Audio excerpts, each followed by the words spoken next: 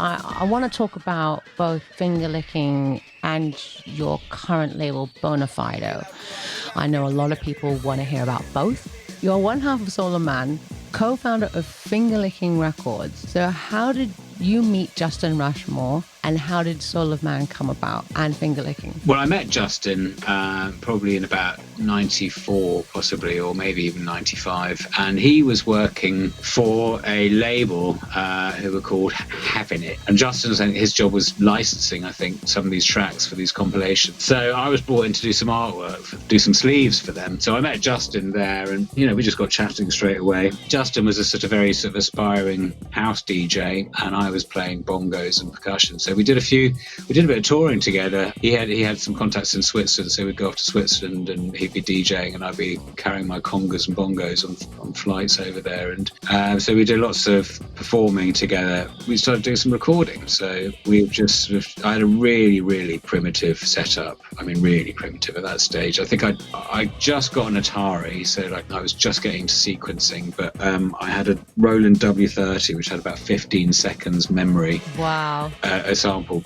bass in it, and some crappy FM synths and things like that. So I really had just one little line mixer and my Fostex R8 reel to reel. So we did some really primitive recording, and we made a couple of tracks and we were kind of happy with them. So then we went off to studio and recorded them properly, and then Justin straight away just got them pressed up, and they did quite well, and they kind of funded more. And so that the music making, we were testing the water really, and we did mainly quite fairly cheesy housey stuff, looking back on it now. But it was... Do you still have that stuff? Oh yeah, somewhere. Yeah, I haven't heard it for years. But the label was called Spirits of Inspiration, and we were just learning really, just on the fly. And I think trying to remember the sequence of events. But I think that was the point when Justin opened the record shop with Linus and various others involved. There was a real scene bubbling away of this primitive break scene. It was So just give us a concept. So around what year was this, for those who don't know? I guess this would have been about 95, 96 when he started the record shop, I think. Mm-hmm.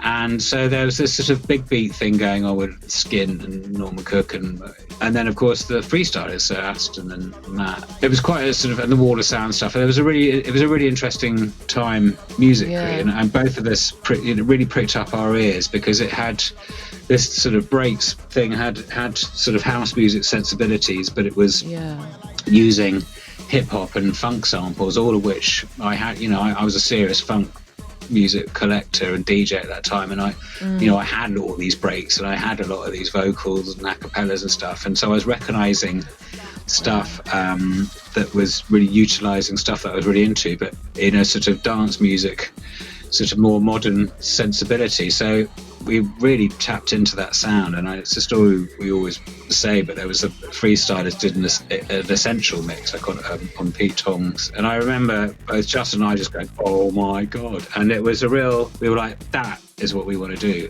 Straight away we just started making some music. I mean, it was such a mixture of stuff. We were listening to Dave Tipper and all sorts of things, and it wasn't really pigeonholed in any way at all. And so we wanted to start a brand or a label, but something that was completely free, that we could do all sorts of different things. So we were able to try some slightly slower, more down tempo. We had Getting It On, which is 105 BPM, and we Love and Hate was 120 BPM, and we could try all these different tempos and different styles, and some of them were really crunchy, some were really funky, and just to give it an umbrella, to give it a label, helped us put on different hats. Fingerlicking was really like a stable for all these different kind of racehorses that we could try out all these different colours and different things and see. And really it started off just a way of me and Justin trying different things under different names. And it was after a couple of years we started bringing other people. People were sending us their demos and stuff. So then we had Lee Coombs and Plump DJs and various people started joining the fold.